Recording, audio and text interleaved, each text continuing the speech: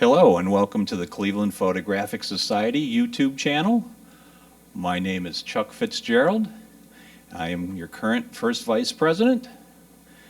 Tonight's presentation for 7/31/2020, we're going to be featuring a guest, Jerry Jelinek, who's going to do his presentation on macro photography. But first, we're going to have a few words, a few announcements from our president, Mike Kopkas. Hi, and I'd also like to welcome you tonight to our continuing series of presentations and competitions that are virtual right now. Hopefully someday soon we'll be back together again. But in the meantime, we do have some announcements. I want to make sure everyone's aware that the August 1st Mansfield Reformatory field trip has been canceled, unfortunately. On August 5th, we have 2 image submission deadlines for competitions, one for photojournalism and one for creative and pictorial, and those both have a deadline of August 5th for submissions. The photojournalism competition will be August 7th. An email did go out kind of reminding people that if you are going to be submitting images to that photojournalism competition, you need to supply us with some comments, 3 or 4 sentences for each image, explaining the image so that those can be read by some of the club members. The creative competition is the following week, August 14th. And then we do have a couple of field trips that are coming up later in August. On August 15th, we have Sunset in the Flats. And on August 22nd, Stone Garden Farms. These are both outdoor events. We ask you to wear a mask and maintain social distance as much as possible so that everyone stays safe and has a good time. Before I get to our speaker tonight, I'd like to present our past president with a long overdue gift. We've been trying to get this to her for a while. And so I had asked Deb to come over to the camera. Deb?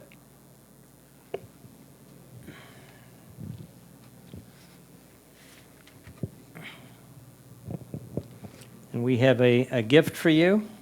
Thank you. I don't know if you can be able to open that with your microphone, but I'm going to hold that for you. Thank you.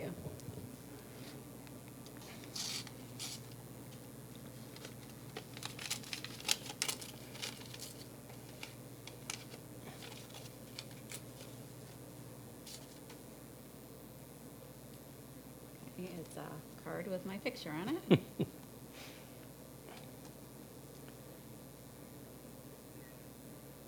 Says, Deb, thank you for all the good work you did for the club during your term as president. Enjoy your retirement.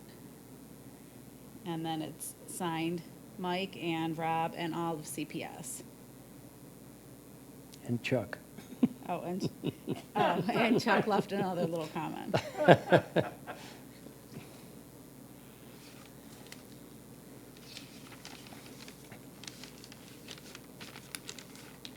Hold up in front of the camera. There you go. Purple paper and a big bow. You get it? Yep. There you go.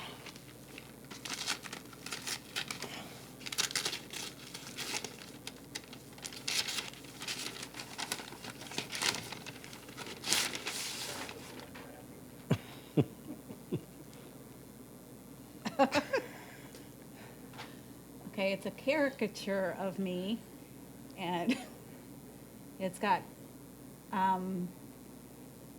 a frame with me as, well, Yeah. Show it. Yeah, there you go. There. How cool is that? And it's even got your purple hair. and it's got lots of skulls. That's very cute. Thank you, guys. You're welcome. Yeah, I really did enjoy being president the last 2 years, so thank you. I will hang this up in my purple and black room, so it'll go right in there, so thank you. You're welcome.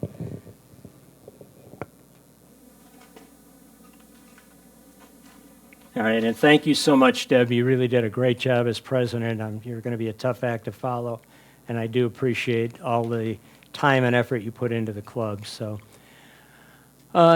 next we have our speaker, Jerry Jelinek, who will be talking about macro photography. So, Jerry.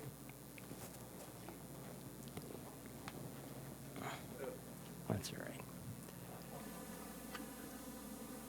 Thanks, Mike. Thanks, Chuck, and also Rob and Deb for all the work that they've done and continue to do to bring these presentations to you as we traverse these uncertain times together. But this is one way that we can reach out to each other and hopefully share some of that passion that we have for photography, which leads me to the presentation I'm going to make tonight. And the Cleveland Photographic Society has given me this opportunity to share the passion I have for macro photography. And this is mainly going to be concerned with nature macro photography, but I've also got a few other little tricks up my sleeve as far as the presentation goes. And just as a brief introduction, I'm, like you, a member of the Cleveland Photographic Society. I'm also one of the instructors, one of the macro instructors, along with Donna Schneider, for the Fundamentals of Photography class. So it gives me an opportunity to share my passion for not only showing the photography I like to do, but also teaching it to whoever students have the most passion for macro photography, and it kind of gets them ideas for how they can expand their vision of photography using macro photography. So why don't we go right into the presentation and start looking at some of the images that I enjoy.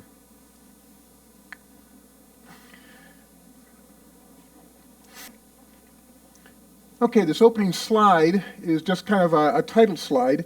And during the presentation, what I'm also going to do is for each one of the images, I'm going to give you maybe a little bit of background on how the image was shot, where it was shot, or things like that, so you have an idea of some of the nature-related photography that I enjoy so much. This image that I put up as a title image, I shot last summer in one of my favorite locations. It's actually in Bedford Reservation, and you're going to be hearing me reference the Hemlock Creek picnic area, which a few years ago, the Cleveland Metro Parks converted from a old softball diamond that wasn't being used into a prairie scene, which has become really vibrant for plants and insects. And to be able to capture this dragonfly on the wildflowers last summer was something I really enjoyed. The presentation that I'm going to make is going to be divided up into 5 sections. And you can see here, we're going to go through primarily nature-related macro photography. We'll start out with flowers. We'll go into flying insects, black and white presentation of macro, miscellaneous ideas, and then a particular passion I've had for the last few years has been praying mantis. So we'll be going through that. And each one of the sections then, I'm going to start out with a little bit of a quote that might be related to the particular subject or to photography in general. And one of my favorite black and white photographers is a gentleman by the name of Paul Caponegro. The flow of life in nature attracts me. There I can record the subtle as well as the obvious results of the moving forces and principles which permeate my whole environment. So we'll start out with flowers. Primarily during the month of April is when I do most of my wildflower photography. It's something which I have a passion for, and this particular plant is blooming typically in mid to late April or so. They're called rue anemone. They're a real attractive little blossom with real attractive leaves, and one of the things which I really enjoy finding is these particular plants and other ones that the water beads up on the leaves and creates these jewel-like little balls of water that are on the individual leaves. Usually, you only see maybe a few leaves that may have this early in the morning, but in this particular image, I was able to find one that actually had quite a few of the leaves which had these little droplets of dewed water that had formed overnight. And so it creates almost like diamonds that are on the leaves of each one of the, or the tips of each one of the leaves on this particular plant. So these are rue anemone, and they're very common around northern Ohio. You can find these quite often during the the month of April is when they're primarily in bloom. Here's another one that's from that same time period, mid to late April, which is, again, as I've mentioned, my favorite time to photograph wildflowers. It gives an opportunity to kind of get out. You've been hunkered down during the winter, and during that time you kind of get a little bit of cabin fever. You want to get out. Well, the wildflowers, when they start coming out in March and April, give you the opportunity to do that. So this particular plant is called Dutchman's Breeches, and if you were to look at the blossom up close, it actually looks like it could be some underwear that's on a line drying in the sun, and that's why they're called Dutchman's Breeches.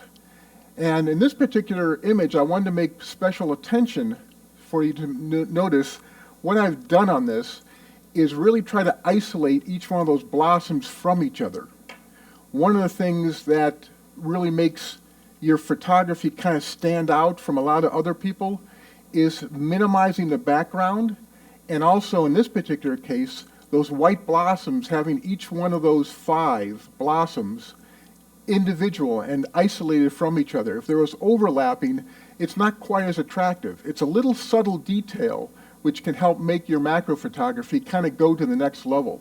So this particular plant, it laid out really nice to do that. So I was able to take kind of a wider shot, even though it's still with a macro lens. It's kind of a wider shot, but it allowed me to show the entire plant that was nestled amongst some rocks and trees, and then the individual blossoms that are on this particular plant. And it's always been one of my favorites. I photographed this about 2 or 3 years ago, and it appeared in the 2020 Cuyahoga Valley National Park calendar for the month of, I believe, April. Here's another blossom. This one's a spring wildflower that comes up in May. It's one of the orchids that we have, and they're called showy orchids. And unfortunately, they should be much more common. They should be in much more diverse environments than what we find them in now. There's been a lot of loss of habitat, and so unfortunately, these particular blossoms, like a lot of orchids, are a little more sensitive to the acidity which is in the soils and things like that. And what used to be a much more common flower is a little bit less common now. So you have to kind of hunt for these a little bit, but when you find them, they're real attractive. They're easy to photograph. They lay out really well for the camera. And in this particular shot, I've used kind of an advanced technique called focus stacking. I'll be talking about that a little bit more during the presentation. But what focus stacking does, it allows you to create a depth of field in the image that's much wider than you can get in a single image. So you take multiple images with different focusing points, and then in software, you can combine that into a single image that'll have sharpness throughout the entire area that you want, but you've only used a very small depth of field. Some of the more advanced cameras which are out now can actually do focus stacking built into the camera, which is pretty neat. I shoot Canon on the 80D primarily, and unfortunately that does not have the focus stacking built into the camera. So I shoot individual images, again with different focusing points, take it back home, put it into a computer software that manipulates these individual images to create one image that has a lot more detail than you can get in a single frame. We'll be talking about that a little bit more throughout the presentation. Here's another example of doing focus stacking, and this one is the state wildflower for Ohio. It's a white trillium, and as you can see, there's a lot of detail in there, all the way from the inner stamens all the way to the edges of the blossoms. And the reason, the leaves and the blossoms, the reason I wanted to do that is it was a very calm morning, which is one of the considerations you have to have for focus stacking.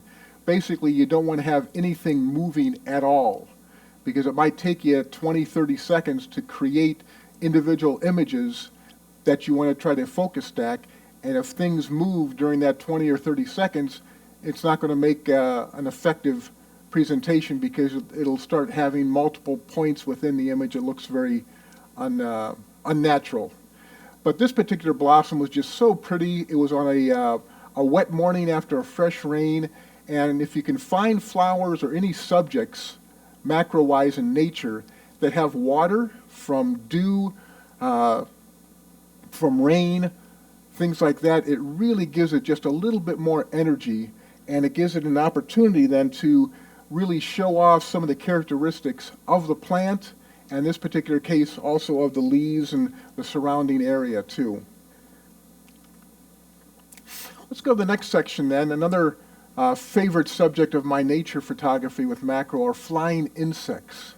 And Rachel Carson, the noted environmentalist from the 1950s and 1960s, I was going through some quotes of hers. I love her writing, and this one really, really captures some of the passion I have for not only macro photography, but then in this particular case, flying insects.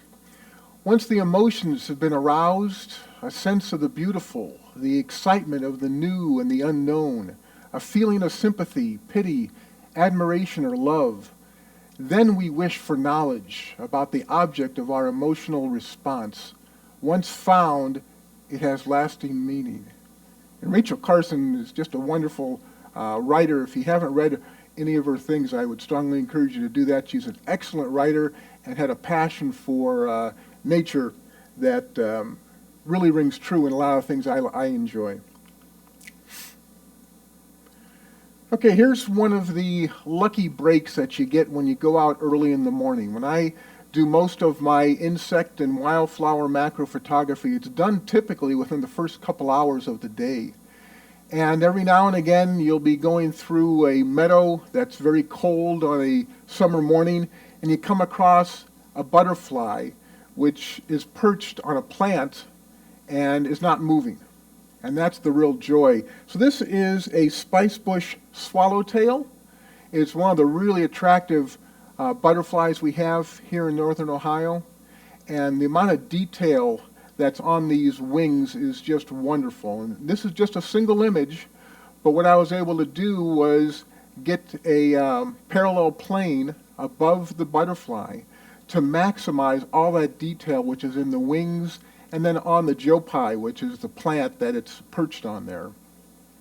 So this particular butterfly is fairly common, but finding them in the morning when they aren't moving, that's a little tougher. It's more luck than anything else. You'll be going out into a scene on a regular basis, a particular meadow that you like, or a prairie, somewhere where these animals or these insects will actually perch overnight. And on a cold morning, you can sometimes find them. You can find the dragonflies, you can find the butterflies, the moths, and other insects which are a lot easier to photograph when they're not moving, as you can well imagine. This is one of my favorite dragonfly images. This is a common green darner, which by the name of it is very, very common. It's one of our most common and one of our larger dragonflies. In this particular image, I was able to do focus stacking. Again, it was early in the morning, and this particular dragonfly wasn't moving. I was able to get a good angle and to minimize the background distractions, and was able to do a focus stack, and I don't know, probably 10 or 15 images, and there is just so much detail in this particular image. It's one of my favorites. And even though you're not seeing the whole dragonfly, you're seeing enough of it that you recognize it's a dragonfly, but then it goes beyond that, and it's not just a dragonfly, it becomes more of a work of art in trying to present that in an artistic manner. That's what focus stacking does, and that's what my love of a lot of flying insects really is conveyed in these photographs, is showing not just the animal or just not the species in its environment, but trying to take it to a next level and get that wow factor, if you will. Here's one of our damselflies. This happens to be one of our larger damselflies that we have in the area. This one, I don't remember the name of the species. It grows to be about 3 or 4 inches. It's almost the size of a good-sized dragonfly. And in this particular case, again, it was on a dewy morning. As you can see, all the water droplets that are on the damselfly and all the blades of grass that it's on. Happened to find that at a pond area, which I knew there were a lot of damselflies at, and As I was working around the edge of the pond one morning, I found this one perched, and it was very cooperative. It was a cold morning, it wasn't moving, and I was able to photograph that. And you can almost get a sense of personality just by looking at the eyes that are on this particular damselfly. And that's one of the reasons I like damselflies, and as we'll see later in the presentation, I enjoy praying mantis because they almost seem to have a personality. You can almost sense a little bit about them by looking at their faces. This image was not taken with focus stacking. It's a single image, but I was able to really maximize parallel planes. So the head of the damselfly is sharp in focus.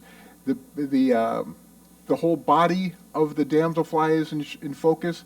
And because I was able to shoot like f8, f11 or so on this image, we're also getting all those blades of grass really sharply in focus. So even if it looks like it's a focus stacking by the amount of detail that I got, it really is just a single image. And it's one of my favorite damselfly images that I've photographed. Now here's a butterfly which we see a lot, but you don't see the underwing too much. It's actually a blue-winged butterfly. It's got the name of a eastern-tailed blue, and it's very, very common, and you would see these flying around during the summer, but you'll see them basically, you'll see the blue that's on the wings. But the underwings then have these really bright white patterns with the specks and those two orangish specks at the back. And again, being out early in the morning, I found one of these down in some blades of grass and was able to actually pull it out on the blade of grass it was perched on and perch that separately so I could control the background so you don't have a whole lot of distractions of grass blades, which is where it was actually perched at. By being able to pull it out of that environment and perch it somewhere else that was much higher, I was able to control the background. Now this one, I'm pretty certain was focus stacked because this is a real small butterfly. It's mainly, less than an inch, maybe half an inch to 3/4 of an inch long. And so to get that close, even if you're really working hard with a parallel plane, you have to be real close to this particular butterfly, and your depth of field is in millimeters. So probably 3 or 4 images I shot and was able to get all this detail that's in the wings and all those water droplets that are on the wings really shine and really come off and gives it that little extra bit of wow factor, as I mentioned before. And that's the big reason I enjoy coming out early in the morning. First of all, I get that wow factor a lot more often because there are dew that forms on the plants and on the animals overnight, especially on colder mornings. And during the summer, if you go to an area that you visit over and over again and have success, every day it can be something completely different. There could be a completely different dragonfly species there. There could be a different butterfly, a different moth. You never know what you're going to find. And so part of it is just the fun of going out on like a scavenger hunt, if you will. Getting up early, going out, seeing what's out there, and trying to capture that wow, that real impactful image. And that's one of the things I really enjoy about macro photography. We don't get to see a lot of this stuff too often, especially when they're moving. So the early morning when they're cold and not moving, it's our opportunity to kind of take advantage of that time. And everybody's favorite butterfly, this is the monarch butterfly. I shot this one last summer. Toward the end of the year, I was actually thinking I wasn't going to get a great monarch butterfly image last summer, but it just so happens one of the last weekends in September that I was out photographing, this one had just emerged from its chrysalis the evening before, and it was warm enough that it was moving around quite a bit, and I was able to actually have this monarch climb on my finger, and I moved it over to a goldenrod plant, which is what you're seeing there. And it was moving quite a bit, so I couldn't focus stack it, but it wasn't moving enough that I couldn't get some single images, so I did a little bit of trickery on this one. What this is a composite of 2 images.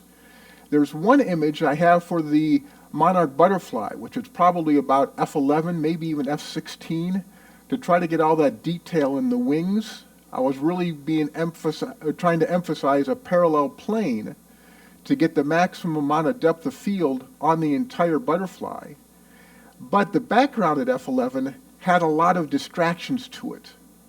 So what I was able to do is take a second image at, I think, F4 or F5, 6, and then in Photoshop Elements, I took these two images, and with taking those two images, merging them together with image masking, I was able to extract the detail from the monarch and put that onto the background. That was a much softer background as far as distracting elements. So that's another trick in macro photography to take your photography to the next level. If you can't do focus stacking, you can take multiple images with different apertures, go into your Photoshop program, and then with layer masking, combine one image that has a lot of detail in the subject with another image which has a much softer background. And combining those two, you can get an image like this, which is really attractive and really emphasizes all the detail that's on the butterfly and then also on the goldenrod itself. This one was also from last summer, and I like to tell people, unless you see something like this is a moth that is perched underneath a black-eyed Susan one night. And unless you see these size moths up close in detail, you'll never believe me when I tell you that as beautiful as butterflies are, they don't have anything on moths, especially sphinx moth, which is one of the species that grows to be very large. The wings on this, if they were opened up, get to be about 6 or 7 inches. This is a really large moth. Again, being out early, I got very, very lucky. It's the first and only time I've ever come across a sphinx moth that was perched where it was resting for the night, and was able to get this really nice image just working a parallel plane and trying to get all that detail that's in that wing and it's in the body. What's unfortunate here is you really can't see the antenna that's on the moth. That's one part of a moth that is really, really attractive, is their antenna.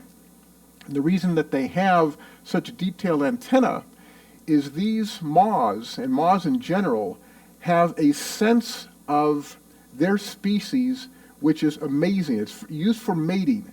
So this particular moth can sense a female or a male of its species maybe half a mile to a mile away, just based on their antenna and their ability to be able to sense where species are that could be a good distance away from them. It's really an amazing part of their anatomy, and in this particular case, the black-eyed Susan is kind of covering it up. But if you ever see moths, take a look at their antenna, and it's really pretty an amazing part of their anatomy. So again, using a parallel plane, trying to maximize the detail that's in the wings and in the body, and also getting whatever detail I can get out of the black-eyed Susan. A little hint is black-eyed Susans, when you're going to see a lot more black-eyed Susans throughout the presentation, are one of my favorite wildflowers during the summer to photograph. The reason being is they are a magnet for insects, whether it be, in this particular case, moths, dragonflies, praying mantis, katydids. All sorts of insects are attracted to black-eyed Susans when they're first coming out, and they have they're going through the mating, and they have the pollen from the plant is on there. All these insects eat that pollen, and they help propagate the species. And when you see the pollen, just start looking for insects, because they're going to be on there. They're really a easy plant to go after and find insects on these particular plants. Okay, let's dive away a little bit from the nature photography that I do with macro and go into a little bit more abstract oriented. Now, I don't do a whole lot in black and white with macro. I do enjoy black and white photography in general, but with macro photography, it gets to be more of a study of abstracts. Again, Paul Caponigro, who's an excellent black and white photographer, this particular quote really resonates with me about black and white photography in general. Fineness of the tonal values on the black and white photographic image for me is much more than producing technically excellent prints. I believe it can generate an emotional response in the viewer as readily as any human situation. So with black and white, before I go into the images, you obviously aren't worried about color, so there has to be something which is attracting you to black and white. So it becomes a study of textures, it becomes a study of line, it becomes a study of contrast, much more than it is with taking and using color as a compositional tool. You don't have that. So now you're going to emphasize textures and lines and patterns. So one of my favorite plants, which has kind of a name which people, when they hear it, want to shy away from, is skunk cabbage. Now, skunk cabbage is actually one of my favorite wild plants, wildflowers. It's the first wildflower that you see around here that you'll actually start seeing their little buds early to mid-February, if not late January. And by late February into March, they're blooming. And they, they have the name skunk cabbage, and apparently, I guess they have a pungent smell that insects are attracted to, because when they're actually blooming, they're unflying insects, or very little flying insects. They're much more ground-based insects, which are actually out in the environment. So they need these ground-based insects to get into their flowers to help pollinate them. So they have a pungent smell. Now, I've been around these plants at that time of year, and I'm going to be honest with you, when I've gotten in close and tried to smell anything, I don't smell anything at all. So I'm certain it works because they keep propagating. They're very common. And then after they flower, then their leaves get to be huge. They're like elephant-sized leaves when you get into April, maybe even into early May, and where you can find an area in wetlands, which is primarily where these grow at, these skunk cabbage plants. These leaves are huge, and they're really attractive to photograph. So if you can find areas that have skunk cabbage, go back in April, go back in May, when the leaves are huge, and you can find all these wonderful patterns that lend themselves so well to photography. And in my opinion, I think they look better in black and white, because now you can emphasize those patterns, you can emphasize the texture. And in this particular case, I was out early in the morning, and there was water that was beating up all over the leaves. And it really made an attractive image that as soon as I was photographing it, I said, this is going to be a black and white presentation, because it has so much texture, it has so much vibrance to it. So I used black and white to emphasize that even more than what you would just see with the green leaves. Okay, here's a little bit more abstract. Now, before I tell you what this is, the reason I like doing this in black and white is because it emphasizes those patterns, and it emphasizes the texture. And before I tell you what this is, I'm going to tell you that this has been dramatically altered as far as the contrast and as far as bringing out those textures. If you were to see this when it actually happens, you probably wouldn't see as much as you're seeing this image, but that's the magic of black and white. That's the magic of post-processing, is you can extract all these details out of the scene, which is frozen water.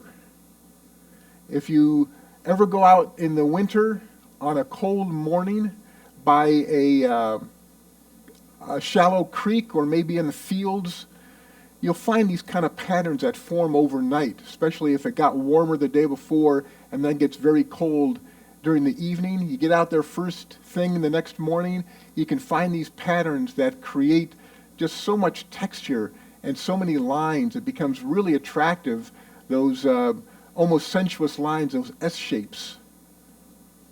And that's what this is just frozen water. Again, probably this whole area is probably not more than 3 or 4 inches in square. The macro photography allows you to get in there and you create these abstract ideas. from the frozen water.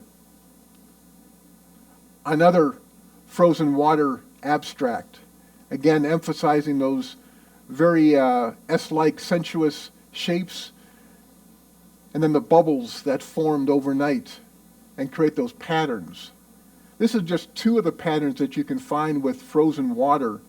There's all sorts of other crystalline forms that you can see that look drastically different than this. Sometimes you can find like web-style shapes and patterns and textures, and all that becomes really attractive to photograph. But it's a matter of getting out on a cold morning, and sometimes that can be a challenge just onto itself, because usually these form when it gets down to about 20 to 25 degrees is where I really like to go out and try to find these. I usually like to go to low-lying creeks, because that's where these can form overnight really easily. So that's another thing you can do during the winter while you're waiting for the wildflowers to come back. You can go out and on a cold morning look for some of these and just have some fun going out with the camera on a cold morning. Okay, now this is really abstract. Now when I saw this image that has been, again, drastically altered from what it originally looked like, what immediately caught my eye was that almost like Chinese or Japanese calligraphy, if you will. It almost looks like it's a character from some kind of Japanese phrase or a Chinese phrase, and that really caught my eye, but I really wanted to emphasize that, and what this is rust off of a trailer. Several years ago, I don't know if the trailer is still there, in downtown Peninsula, off on a side road, there is a trailer which has just been decaying for years and years and years. So there's all this rust, there's all this old paint, and you can just walk around this thing. It's not on any kind of main stretch of road, and just have some fun for maybe an hour or so looking for abstract shapes and forms. And then I took this into post-processing, completely altered, obviously, the colors, which have been completely removed, and all you're seeing is truly just black and white with very, very little gray in between there. And really emphasizing that one prominent shape to make it, this abstract from rust patterns. And again, this is probably maybe 4 or 5 inches long. The macro lens really lends itself well to capturing that, and then in post-processing, altering it significantly to create this, what I think is a beautiful abstract in black and white. And from that same trailer, this isn't rust, but this is paint. Paint which has dried and created these cracks. And again, with really drastic altering in Photoshop, I was able to emphasize just the patterns that I saw. And this was really fascinating to see all these cracked paint patterns on this trailer. And you would start out at kind of one distance and realize, no, that's too much. I got to isolate. I got to compress it. I have to minimize these shapes even more. And you keep working in closer and closer and closer. And this is probably maybe 2 or 3 inches, if that, of just this one section of cracked paint, but it had this real attractive shapes to it. And again, with post-processing, I get rid of all the color, I get rid of really all the texture, and all it is an emphasizing of the shapes. Just straight black, straight white, again, very little gray, but it makes for a nice abstract. And so I've got this little body of work from rust patterns and from paint patterns from one particular trailer that a couple years ago was really easy to access. I haven't been there in a while, but when I see these images, it kind of tells me that during the cooler months when there's a lot less to photograph outside, this becomes an attractive alternative to play with for an hour or two. And because it's close to where I live, I can run down there, and I may do that this fall once the temperatures start getting a little bit cooler and I run out of insect ideas to photograph. So those last two really kind of take the black and white idea of macro and kind of turn it on its head. I'm not worried about colors. I'm just worried about these shapes and patterns. And then finally, when I'm talking about this one, I want you to look at it closely because I've got a flaw in this image that bothers the heck out of me. And I'm going to tell you what it is in just a minute or two, but I want you to try to find that when I'm talking about this. This was taken down at the Rockefeller greenhouse. There's the one greenhouse area that's kind of enclosed off to the side. It's a smaller area that they have a lot of orchids in. That's where this was photographed at, and I was down there actually preparing for my macro class for the Cleveland Photographic Society, because one of the field trips that we take is to the Rockefeller greenhouse, and I happen to be down there kind of getting some macro shots to use in my presentation, and I came across these leaves in a pretty large plant and said, boy, those are attractive. I'm really drawn to those lines and those textures and patterns. And so I set up and I photographed and I worked it pretty good, and I finally got an image which I really liked. But have you figured out the mistake that I made in capturing this? Now I'm going to give you a hint. All the images that you've seen in my presentation here so far are really sharply in focus. That's a big hint. I like to have that high contrast, that high focus in my photography in general, whether it be macro photography or whether it be landscape photography or wildlife photography, whatever it might be, I like to have sharp focus. And I missed it in this particular image. If you look up in that main kind of stem that starts in the center from the bottom and goes up to the right corner, you'll notice in the right-hand corner, it's softer in focus. I didn't catch that when I was in the field. And so I've never used this image for much of anything, because every time I look at it, I cringe, because with a second image, if I would have photographed a second image just emphasizing that upper right-hand portion of it, I could have done a layer masking in Photoshop, brought the two images together and gotten one really sharp image. And I cringe. I got to tell you, I'm a perfectionist when it comes to stuff like that. And so I'm using this as a reminder to myself to look at your images before you walk away from the scene, because you may not get a second chance if you haven't quite gotten what you want. So it's a learning tool for myself that I use on a regular basis. Okay, this next section then is kind of a miscellaneous of nature photography. And when I was looking at coming up with a quote to use to introduce this portion of it, I happened to find a bunch of quotes I had saved of Dorothea Lange, who's one of my favorite photographers of all time. While there is perhaps a province in which the photograph can tell us nothing more than what we see with our own eyes, there is another in which it proves to us how little our eyes permit us to see.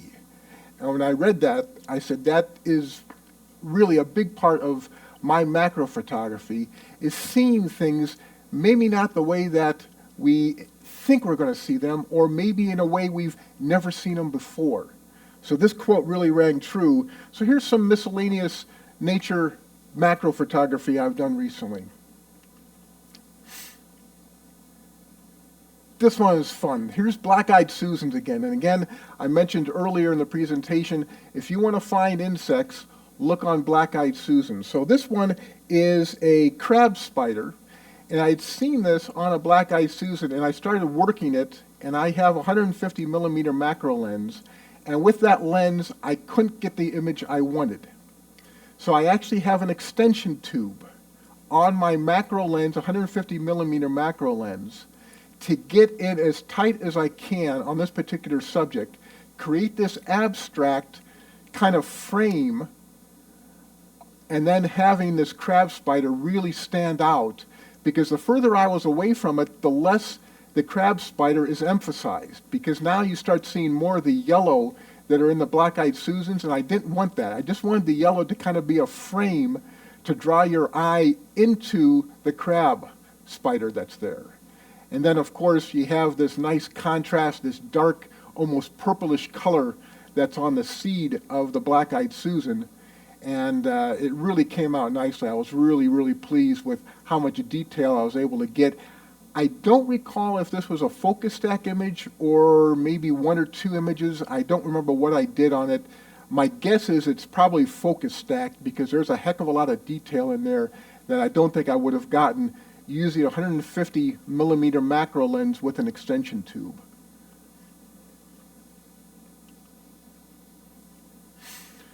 Now here's a real common salamander. It's actually a juvenile stage of a salamander, and these are actually really common around here. At this stage, we call them red Fs. They're kind of the juvenile stage of a newt. Now what becomes significant about red Fs is this stage in their life cycle, they're not aquatic animals. They're actually living in amongst the leaves and the grasses that we have primarily in the woods that are around like creeks.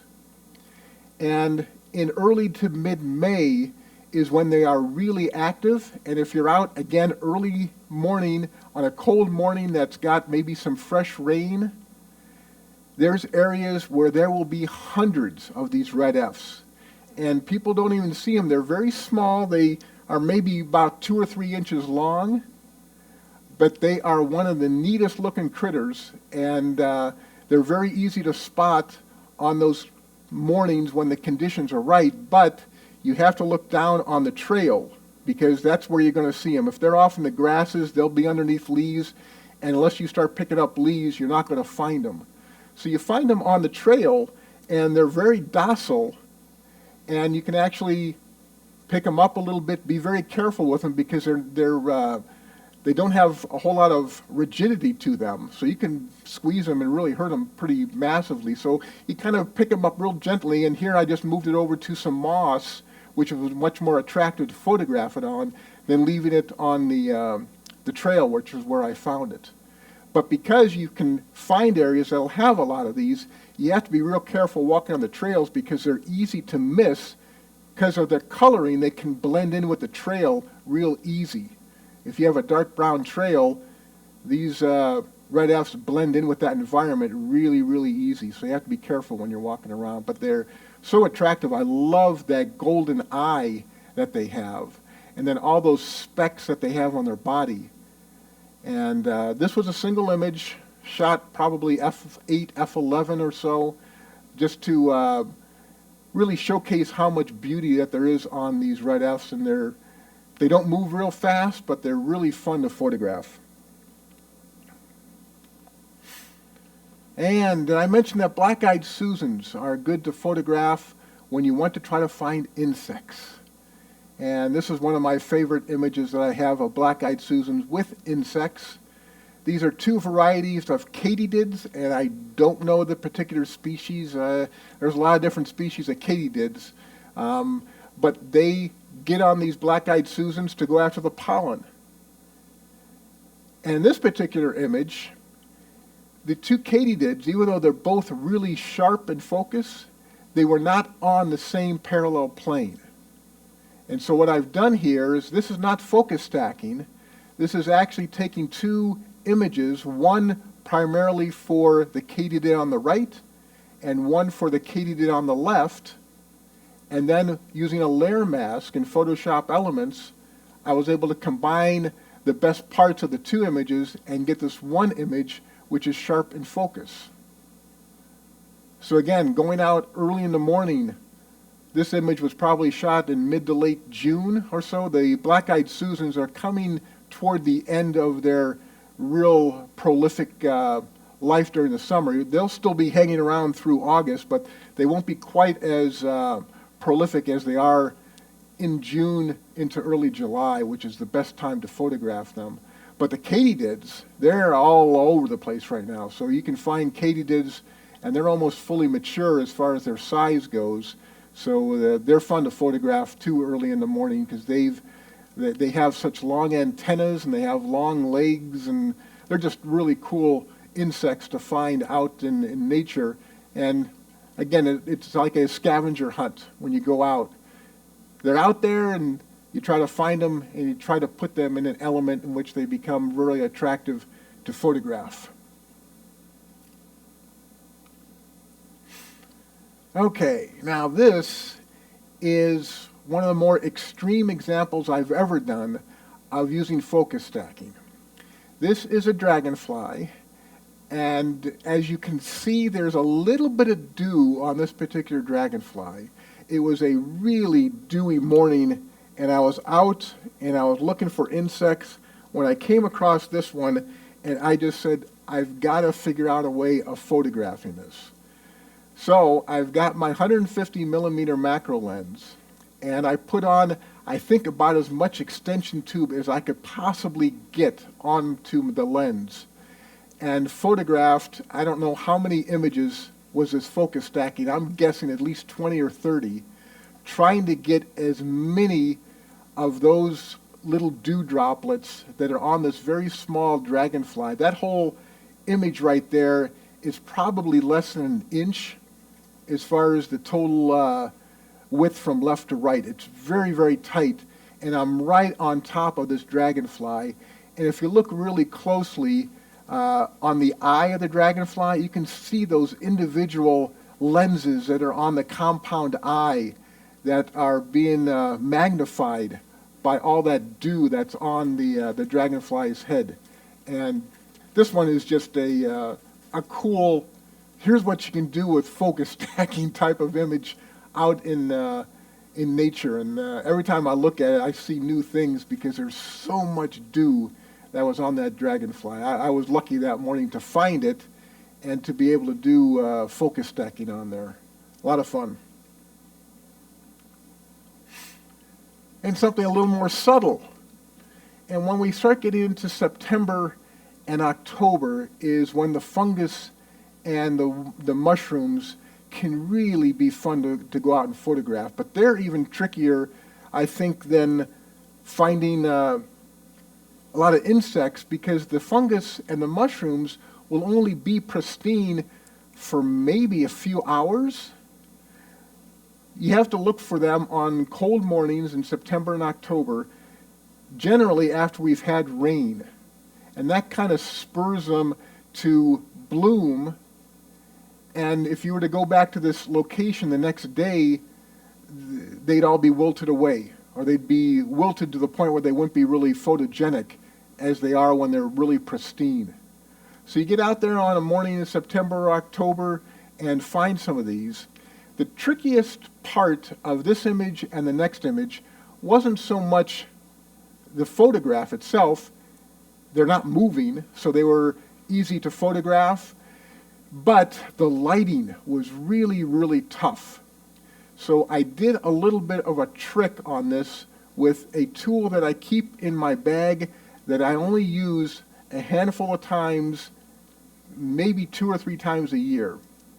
And what this tool is something that you have in your kitchen. It's aluminum foil. And aluminum foil acts as a real nice little subtle reflector. So I have in my bag, it's about maybe a 4-inch or 6-inch square of aluminum foil. I have it folded up. I just keep it in my bag. And when I was trying to figure out how I could get some more light and some directional light on these mushrooms, I said, aha, I've got my aluminum foil. So I was able to take that out, get set up, and then just flash a little bit of light, reflect a little bit of light off of the aluminum foil to create some directional light on the mushrooms. So even though these mushrooms are very small, that whole scene is, I'm going to say, maybe 3 or 4 inches tall. I was able, with this very small reflector, to reflect a little bit of light on there, and making sure I wasn't going to overexpose and get any kind of blinkies or highlights off of the white mushrooms. I'm actually underexposing this by maybe 2/3, maybe even a full stop. So anything that's not white is going dark really, really quickly in this scene. So the combination of the reflector and then dialing down my exposure really created a lot more almost 3-dimensional, almost shadows and highlights in the image to really give it some depth. The second image was shot that same morning. That one morning I found some really attractive mushrooms and had a whole lot of fun trying to photograph them and make the photographs that I really liked. And I tried a lot of different varieties of getting light onto these mushrooms that are very, very tiny. And it was the aluminum foil trick I just mentioned is what I did on this. It's the same technique where I've set up the image. I've got those two little pockets of mushrooms, and I wanted to try to get some directional light on there to create some depth in the way the light is hitting those very small mushrooms. And my large reflector would be too big. My large reflector was a foot in diameter, way too big. So this is a very small, like 3 or 4 inch reflector with aluminum foil, just getting a little bit of light on there, dialing down the exposure. I get a nice dark background and get all that detail that's in the mushrooms. Okay, there's one more section than I have in my presentation. And again, a quote from Dorothea Lange. As soon as I read this, I had this quote really for one of the other sections in my presentation, but then when I really thought about it, I said, this applies to my praying mantis that I've been doing for the last few summers. Pick a theme and work it to exhaustion. The subject must be something you truly love or truly hate. And if you've seen Dorothea Lange's work, especially the things that she did, her most famous image is the migrant mother. And she was really trying to show the world, primarily the United States, what the migrant farmers were going through during the Depression and into the early 1940s. And her work as part of that is just legendary. And I just love her work, and the quotes that I've been able to gather of her, I really enjoy going through. So praying mantis for myself have become something of a obsession. I think is probably the best way of describing it for the last few summers, really since 2017. So this is the 4th summer that I've really tried to work praying mantis. And this next section is going to highlight some of my favorite pieces of work. Some of it is just only a week old right now. As we record this for July 31st presentation, some of these images you're going to see I just shot within the last couple weeks. Now, what you have here is a praying mantis back from early June of this year. So this is about 6 weeks old. And the praying mantis life cycle around here is 1 year. They winter over as part of an egg sac that their mother has put onto a meadow, is put onto some kind of plant, and it winters over. And when the weather starts getting warm in the March or April or so is when these praying mantis will come out of the egg sac, and there might be 100 to 200 individual praying mantis in each egg sac. And if you get on YouTube, you can find people who will take egg sacs, they'll put them in a terrarium, and then they'll photograph when these things emerge because they all come out at once. It's pretty impressive. It looks like there's all these ants coming out because they're so small that you barely even recognize that they are praying mantis. So by June, they have grown up long enough or large enough to be maybe a ½ inch long. That's how big this particular praying mantis was. So those are blades of grass that were in a meadow. And usually when they're that small, the praying mantis don't like to be seen. They like to be actually much deeper in the grass. And I was lucky that this year, for the first time, that's the earliest I've ever photographed a praying mantis. It was on this blade of grass, and I think it was just because it had gotten so cold the night before. I think this was in the high 40s is when I photographed this as far as the temperature. And it was the night before it had a chance to go down lower into the grass, it just kind of got in that one position and stayed there.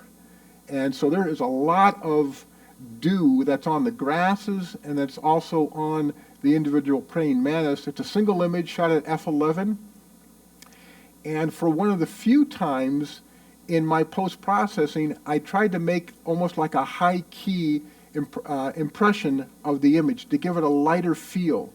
you'll notice that all the images up until now, the edges are usually darker than what's in the middle.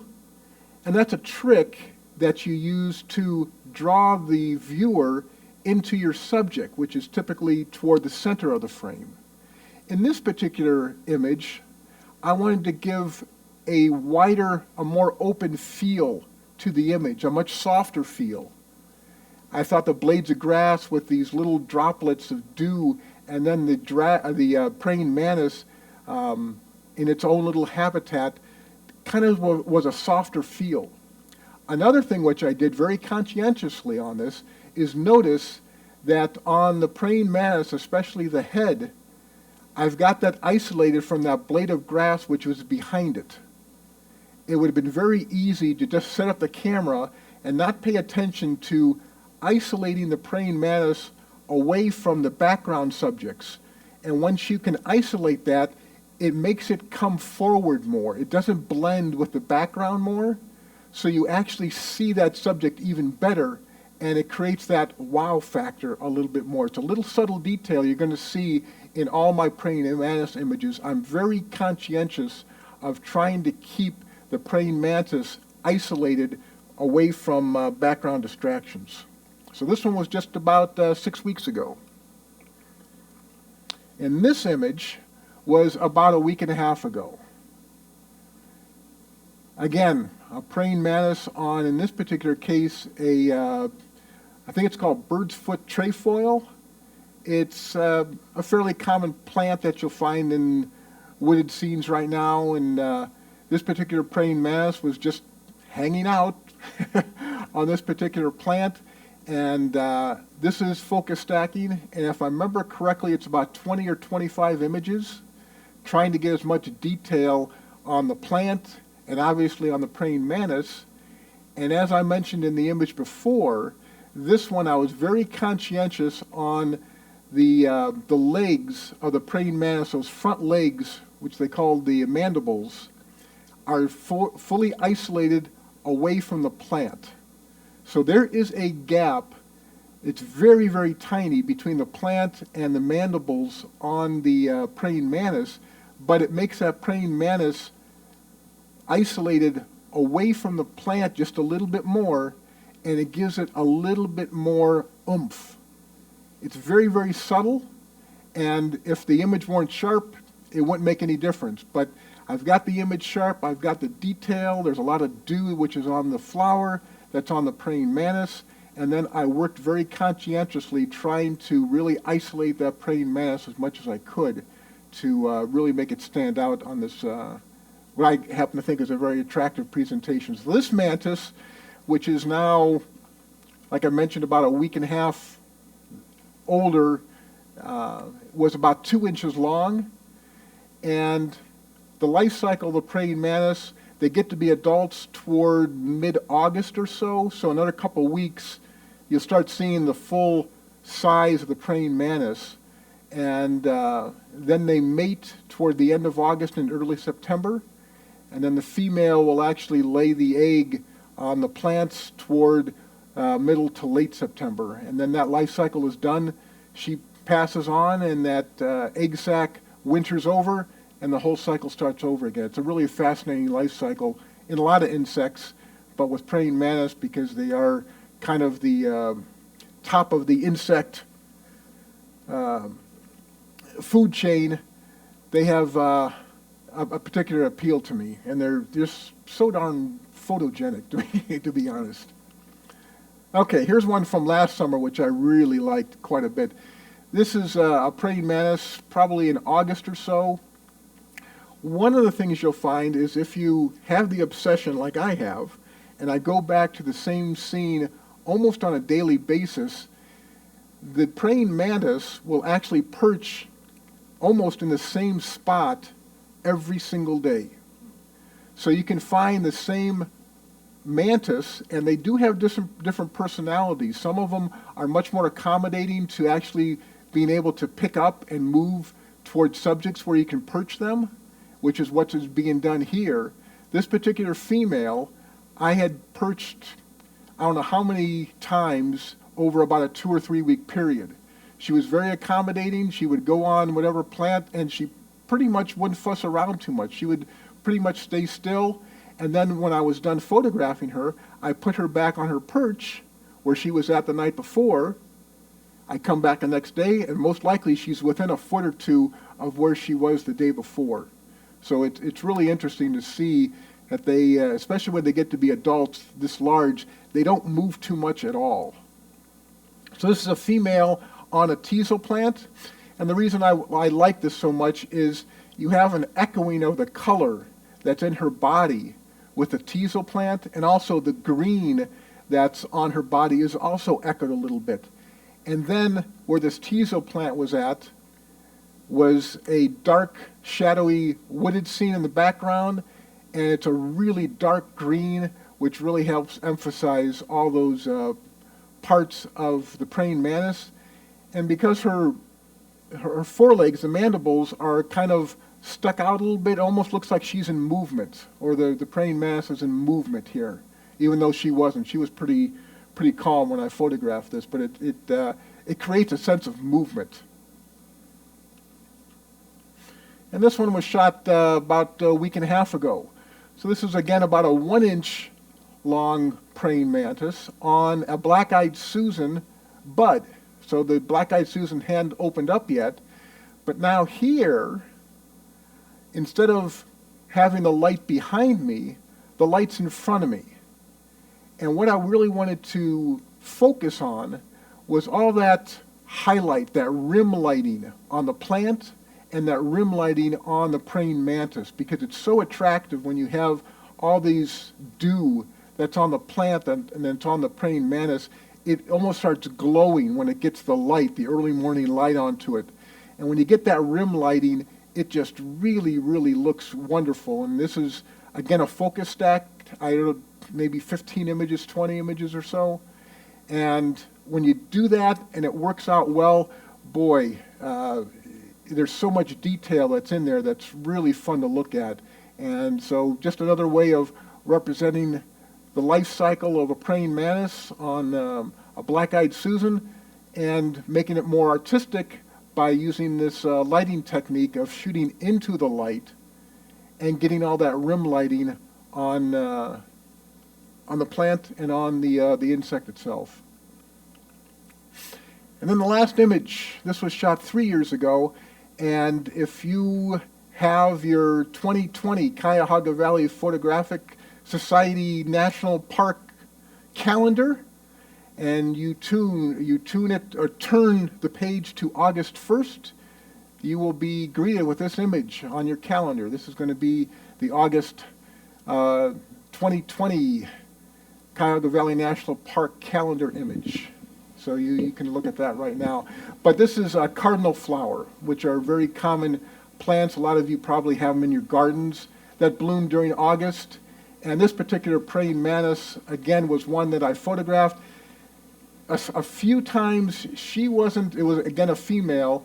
She wasn't quite as cooperative as other ones, but she was just so darn attractive as she was going into her full adulthood, with those green eyes and the brown head and the brown body. And I'm not sure if you can see some of the veins that are along the side of her are actually greenish in color. And when I put her on this cardinal flower, she was pretty cooperative for a few minutes before she started getting fidgety, and I had to put her back to where I had found her. But I put her on this cardinal flower because it was just so attractive, and it came out really nice, the detail that's on there. Again, this is using a technique of combining two images, one image just for the praying mantis and the plant detail, and then a second image at a much smaller or a much wider aperture. So the aperture for the background is probably f4 or f5.6, and then the praying mantis and the cardinal flower are like f11 or f16. And then I did a layer masking, put those two together so you get that really soft background with all that really sharp detail in the praying mantis.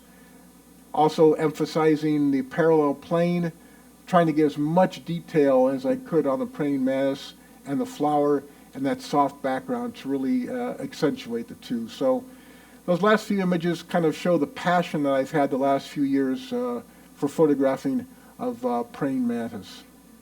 So I'm going to leave the presentation now. It's been fun showing you some of my examples of macro photography, which I enjoy so much. Got one more slide just to thank everyone for your patience as we try to communicate here with the Cleveland Photographic Society in a virtual way to you as we all go through this uncertainty of the COVID-19. We're going to get through this, but for right now, these virtual meetings are the best source that we have to communicate with you and share some of the passion that we have for photography. And if you have some passion for it, nature photography is a great way to get out. You don't have to have a mask on. You can go out into a field or a meadow and lose yourself into your scavenger hunt for insects and plants. So thanks very much for your time. Jerry, I had a couple of questions for Sure.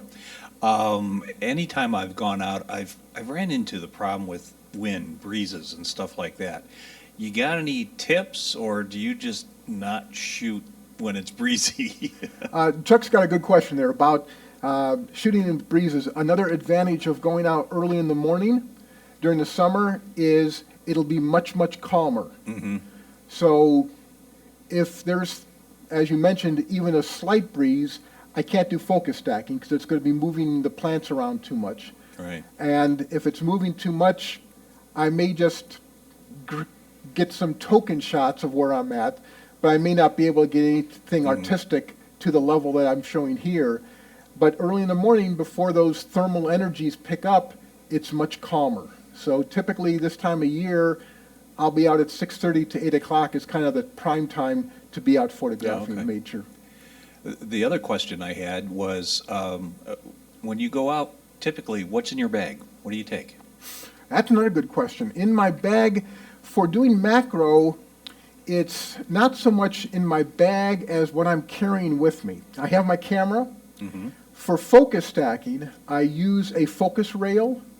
Oh. So what I'm actually doing as the focus rail is I'm not changing the focus on the camera, I'm changing the position with the focus rail of where the camera is Gotcha. relative to the subject. And so I have a focus rail. I'm doing everything on a tripod. Mm-hmm.